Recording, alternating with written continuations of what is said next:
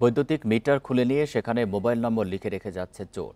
যোগাযোগ করলে টাকার বিনিময়ে মিলছে সেই মিটার, আর আইনের আশ্রয় নিলে হারাতে হচ্ছে ট্রান্সমিটারও।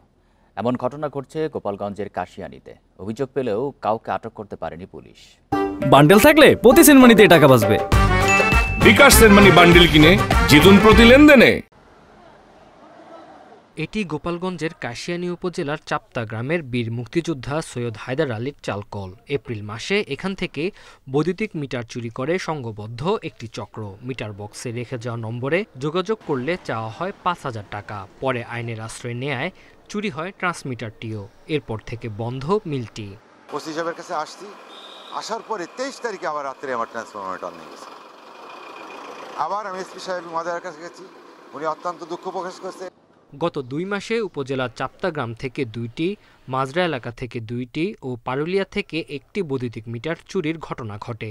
তাদের রেখে যাওয়া নম্বরে যোগাযোগ করে টাকা দেয়ায় মিটার ফিরে পেয়েছেন তারা। ৫০০ টাকা চেয়েছিল, আমি রিকোয়েস্ট করার পরে ৪১ টাকার বিনিময়ে আমি আমার মিটারটাকে পাই।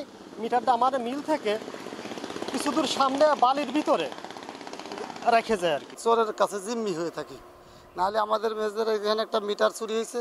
মিটার চুরি হওয়ার পর সে ৫,০০০ টাকা চালো, টাকা দিল না বলে তার ফিরে আবার ট্রান্সমিটারটা চুরি করে নিয়ে গেল। স্থানীয়রা জানান, কয়েক মাস ধরে জেলায় বৈদ্যুতিক মিটার চুরির প্রবণতা বেড়েছে। কখন কার মিটার চুরি হয় সেই আতঙ্কে স্থানীয় বাসিন্দারা। আমরা নিজেরাই আতঙ্কিত আছি যে আমরা যে মিটার বা ট্রান্সমিটারগুলো ইউজ করতেছি আমাদের আবাসিকে, এই ট্রান্সমিটারগুলো ভবিষ্যতে চুরি হয়ে যাবে কিনা।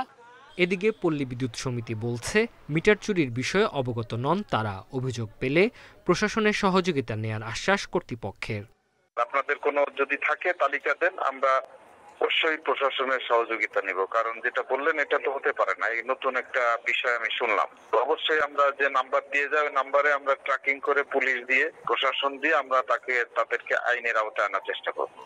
সংঘবদ্ধ চোর চক্রকে ধরতে তৎপরতা বাড়ানোর দাবি পুলিশের। জানান, দ্রুত সময়ের মধ্যে তাদেরকে গ্রেপ্তার করা সম্ভব হবে। Independent news.